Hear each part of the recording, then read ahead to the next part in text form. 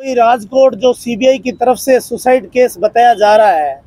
मैं जबरीमल बिश्नोई का छोटा भाई हूं। उनका अंतिम संस्कार करने के बाद मैं आज फिर रात को राजकोट में पहुंचा हूं और राजकोट में पहुंचा हूं। ये पीछे के जो 2 दिन निकले हैं, इस 2 दिन के अंदर सीबीआई के अधिकारी की तरफ से या तो कुछ सूचनाएं लीक की जा रही है या उन्होंने अपने आप को बचाने का प्रयास किया जा रहा है।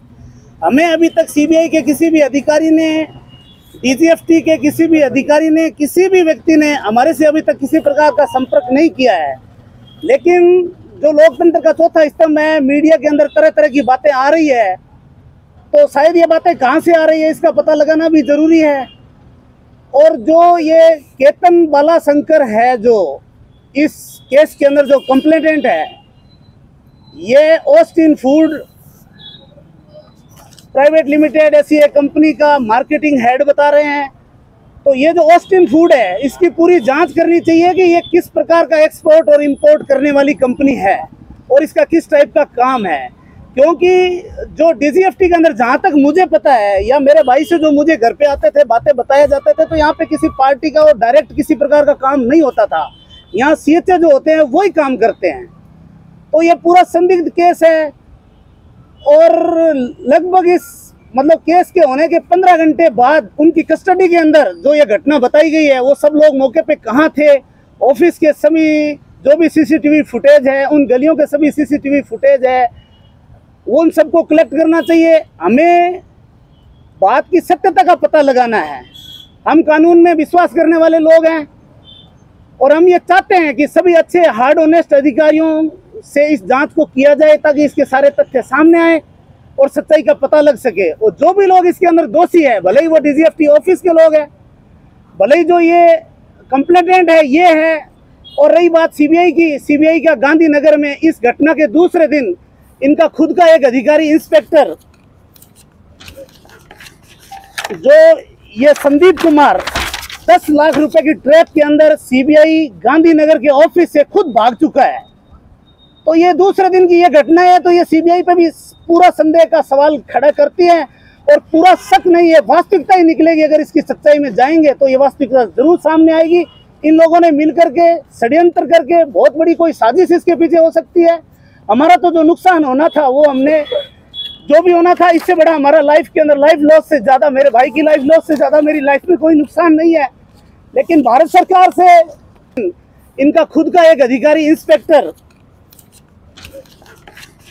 जो ये संदीप कुमार 10 लाख रुपए की ट्रैप के अंदर सीबीआई गांधीनगर के ऑफिस से खुद भाग चुका है। तो ये दूसरे दिन की ये घटना है, तो ये सीबीआई पे भी पूरा संदेह का सवाल खड़ा करती है और पूरा शक नहीं है, वास्तविकता ही निकलेगी। अगर इसकी सच्चाई में जाएंगे तो ये वास्तविकता जरूर सामने आएगी। इन लोगों ने मिलकर के षड्यंत्र करके बहुत बड़ी कोई साजिश इसके पीछे हो सकती है। हमारा तो जो नुकसान होना था वो हमने, जो भी होना था, इससे बड़ा हमारा लाइफ के अंदर लाइफ लॉस से ज़्यादा, मेरे भाई की लाइफ लॉस से ज़्यादा मेरी लाइफ में कोई नुकसान नहीं है। लेकिन भारत सरकार से मैं ये अपील करता हूँ कि भारतीय प्रशासनिक सेवा के अधिकारी के साथ इस तरह का केस, ये जो ट्रैप की कार्रवाई कोई इतनी बड़ी कार्रवाई नहीं है भारत के अंदर। हम इससे कोई, ना तो हम इससे किसी तरह का सरोकार रखते हैं, ना हमें इस बात से कोई मतलब है। लेकिन जो मेरे भाई की लाइफ लॉस हुई है, जो हमें व्यक्तिगत नुकसान हुआ है मेरे जीवन में, मेरे परिवार के जीवन में, इससे बड़ी कोई क्षति नहीं है। सिर्फ हम न्याय की मांग कर रहे हैं। डीसीपी साहब यहाँ से जो है राजकोट के, उनसे, और मैं गुजरात हाई कोर्ट से, और भारत के जो सुप्रीम कोर्ट है, उस सुप्रीम कोर्ट के जज महोदय, मैंने ऐसा सुना है मेरे जीवन में कि स्वतः संज्ञान लेकर के सुप्रीम कोर्ट के जो जज ईमानदार लोग हैं, वो ऐसी घटनाओं में स्वतः संज्ञान लेकर के इस तरह की जांच करवाते हैं। तो उन सभी जो लोग मानवता के नाते जो इंसानियत रखते हैं और देश के प्रति अपने कर्म और वचन से जो सही साबित बातें करते हैं, मेरा किसी भ्रष्टाचार से और किसी भी गलत लोगों से कोई मेरा मतलब नहीं है। लेकिन जो अच्छे बड़े पद पे और भारतीय संविधान के अंदर, भारतीय जो सुप्रीम कोर्ट के अंदर जो जज है, उनसे मैं अपील करता हूं कि वो अपनी दिशा निर्देशन में ईमानदारी से इस पूरे केस की जांच करें और चाहे जांच पड़ताल करके और जो भी चीजें हैं उन चीज को सामने लेके आए। जिन लोगों ने साजिश रची है, और एक कस्टडी के अंदर डेथ होना भी अपने आप में एक अपराध है। जैसा कि मुझे 2-3 दिनों से मैंने वकीलों से, जो भी अधिवक्ता है सुप्रीम कोर्ट के, हाई कोर्ट से, उनमें राय ली है। वो सब लोग यही बता रहे हैं कि किसी की कस्टडी के अंदर डेथ होना अपने आप में ये एक मर्डर का केस है और 302 का केस दर्ज करके इसकी जांच की जाएगी, तभी सच्चाई सामने आएगी। आपके भतीजे ने एक लेटर डिस्ट्रिक्ट जज को लिखा है, उसमें कई भतीजे ने जो पत्र लिखा है उसके अंदर जो घर के अंदर सीबीआई के लोग थे उन्होंने घर के अंदर कोई अंदरगल बातें की है, गांजा शराब ऐसी कुछ बातें वो कर रहे थे, बच्चों को टॉर्चर कर रहे थे। उन्होंने ये भी कहा कि अगर आप कुछ वो चीजें बैग वगैरह लेके आए थे तो उन्होंने बच्चों को ये भी कहा कि आप इसको स्वीकार कर लो। कुछ पैसे भी वो उसके अंदर बता रहे थे कि आप इनको रख लो, लेकिन बच्चों ने ये कहा कि हम कोई पैसा नहीं रखेंगे, हमें पहले हमारे पापा से बात करवाइए आप, और हमारे इस पास में इसके कुछ एविडेंस भी है जो मैं यहाँ डीसीपी साहब को उपलब्ध करूँ तक वो एविडेंस भी अगर वो चाहेंगे, अगर कानून के रूप से अगर आपको दे सकते हैं तो वो आपको देंगे। हमारे पास ऐसे कुछ एविडेंस है, पुख्ता सबूत, जिसमें वो घर पे बच्चों को टॉर्चर कर रहे हैं और बच्चों को खूब उन्होंने टॉर्चर करने का प्रयास किया है। पूरी रात वो मेरे भाई को घर पे नहीं लेके गए, बच्चे रात में रोते रहे कि हमें एक बार आप बात करवा दो, आप जो कहेंगे हम कर लेंगे, जहाँ साइन का बोलोगे हम वहाँ कर देंगे, जो भी आप कहेंगे हम सब करने के लिए तैयार हैं, लेकिन एक मिनट हमारी बात करवा दो। तो वो कह रहे थे कि नहीं, आपको भी हम गिरफ्तार कर लेंगे और आपके पिताजी के पास में गांजा मिला है, ये वो है। तो आई थिंक मतलब जो ट्रैप की कार्रवाई और गांजा, इससे कहीं कॉम्बिनेशन नहीं होता है, साफ जाहिर होता है कि एक तरह की साजिश है ये, और उसकी हमारे पास पुख्ता एविडेंस है। हमारे घर के अंदर कोई रोकड़ रकम नहीं मिली है, घर के अंदर कोई भी प्रकार की रोकड़ रकम नहीं मिली। वो बाहर से ये सब चीजें क्या कर रहे थे, क्या मैनेज कर रहे थे, जब उनको गिरफ्तार किया जाएगा, पूरी बात की जांच की जाएगी तो वो अपने मुंह से बताएंगे कि क्या हुआ। एक सीसीटीवी फुटेज सामने है जिस पर से फेंका जा रहा है, बताया जा रहा है कि आपकी भाभी ने फेंका है। मैंने तो अभी तक इस तरह का फुटेज देखा नहीं है। एक फुटेज मीडिया में चल रहा था, उसमें किसी की शकल का पता नहीं चल रहा है, एक बच्चा खड़ा है उसके ऊपर कुछ चीज फेंकी जा रही है, अब वो क्या फेंक रहा है, कौन फेंक रहा है, तो स्पष्ट देख रहे हैं आप। अब ऊपर से फेंक रहा है, कौन फेंका, किसने फेंका, वो तो वहाँ जब लोग खड़े थे पूरी रात भर वहाँ थे, कितने बजे का सीसीटीवी फुटेज है, क्या क्या वहाँ हुआ है, ये तो पूछने के बाद सामने आएगा। एक ही आदमी है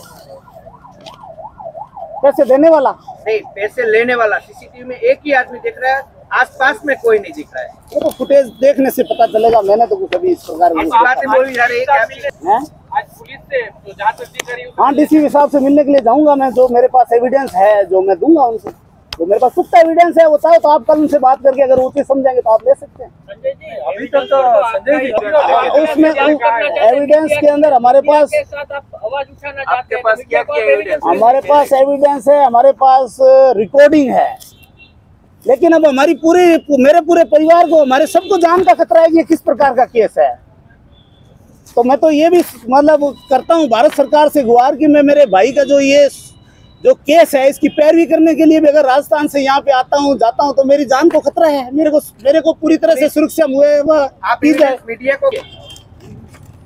को तो आप क्यों नहीं देंगे? आप मीडिया नहीं, मैं मीडिया को भी दे सकता हूँ, तो हो सकता है मैं मेरे वकील से राय करके मीडिया को भी दे दूंगा, लेकिन अभी मैं इस कानून के बारे में कुछ मुझे पता नहीं है, तो मैं बात करके दे दूंगा, मुझे उसमें कोई आपत्ति नहीं है। अभी क्या चल रहा है? सीबीआई के जो अधिकारी थे वो तो खुद ही भगे हुए हैं, कौन थे, कहाँ आए, इस रेड के अंदर कितने लोग शामिल थे, किस किस का नाम है, वो कौन लोग हैं, मुझे कुछ पता नहीं इसके बारे में कुछ मुझे पता नहीं है। और जो बातें आ रही है तो सीबीआई के लोग ही लीक कर रहे हैं, या तो वो बताए ऑथेंटिक, वो भी बताए कि ये चीज है, बाकी उनके पास एविडेंस है जो मैं दूंगा उनसे, जो मेरे पास पुख्ता एविडेंस है वो चाहे तो आप कल उनसे बात करके अगर वो चीज समझेंगे तो आप ले सकते हैं। संजय जी, अभी तक तो संजय जी उसमें एविडेंस के अंदर हमारे पास आवाज उठाना आपके पास क्या एविडेंस? हमारे पास एविडेंस है, हमारे पास रिकॉर्डिंग है, लेकिन अब हमारी मेरे पूरे परिवार को, हमारे सबको जान का खतरा है कि ये किस प्रकार का केस है। तो मैं तो ये भी मतलब करता हूँ भारत सरकार से गुहार कि मैं मेरे भाई का जो केस है इसकी पैरवी करने के लिए भी अगर राजस्थान से यहाँ पे आता हूँ जाता हूँ तो मेरी जान को खतरा है। मेरे को पूरी तरह से सुरक्षा हुए मीडिया को तो आप क्यों नहीं देंगे? आप मीडिया नहीं, मैं मीडिया को भी दे सकता हूँ, तो हो सकता है मैं मेरे वकील से राय करके मीडिया को भी दे दूंगा, लेकिन अभी मैं इस कानून के बारे में कुछ मुझे पता नहीं है, तो मैं बात करके दे दूंगा, मुझे उसमें कोई आपत्ति नहीं है। अभी क्या चल रहा है? सीबीआई के जो अधिकारी थे वो तो खुद ही भगे हुए हैं, कौन थे, कहाँ आए, इस रेड के अंदर कितने लोग शामिल थे, किस किस का नाम है, वो कौन लोग हैं, मुझे कुछ पता नहीं है इसके बारे में कुछ मुझे पता नहीं है। और जो बातें आ रही है तो सीबीआई के लोग ही लीक कर रहे हैं, या तो वो बताए ऑथेंटिक, वो भी बताए कि ये चीज है, भाग क्यों रहे हैं, वो सब लोग भाग रहे हैं इसी चीज से। अधिकारियों ने परिवार का कोई संपर्क किया, कोई निवेदन लिया, ऐसा कुछ किया? कुछ नहीं लिया है अभी तक। हमने जो है हमारी तरफ से हमने जो भी जिनको डायरेक्टर जनरल जो इनके फॉरेन ट्रेड के हैं उनको भी हमने चिट्ठी लिख दी है। Honourable secretary minister of commerce and industry Bharat सरकार के हैं उनको भी हमने चिट्ठी लिख दी है। कैबिनेट सेक्रेटरी जो भारत सरकार के हैं इनको भी मैंने चिट्ठी लिख दी है। और सीबीआई के भी जो ऑनरेबल डायरेक्टर हैं, स्पेशल डायरेक्टर हैं, उनको भी मैंने चिट्ठी लिख दी है। जो बात थी वो उनको मैंने चिट्ठी से रजिस्टर्ड रेडी कर दी है। उनके अधिकारियों को पेपर ये पत्र लिखा है, क्या बात है इसमें? यही बात की है कि अब जो बता रहा हूँ मैंने यही लिखा है कि इस केस को पूरी सच्चाई के साथ, ईमानदारी के साथ देखा जाए। और जहाँ तक है, मेरे भाई की 15 साल की नौकरी है, तो उन्होंने 15 साल में एक दिन की कहीं छुट्टी भी नहीं लिया। वो तो उनका सर्विस रिकॉर्ड खुद अपने आप बताएगा कि वो क्या थे और क्या वो कर रहे थे। संजय भाई, आपने कहा था सीसीटीवी है?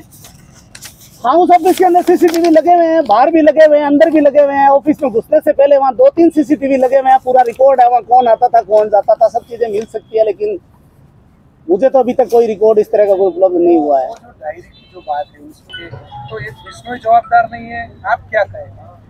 ऊपरी अधिकारी का अभी तक मीडिया के सामने नाम नहीं आया। नहीं, नाम आया नहीं यार, ऐसा कुछ नहीं है। ये तो सब सीबीआई के लोग, जब ये इस तरह का केस हो गया है, उनके हाथ से सब चीजें निकल चुकी है। अब क्या था, वो क्यों कर रहे हैं इस तरह के लोग, वो जब पकड़े जाएंगे तो सब बताएंगे।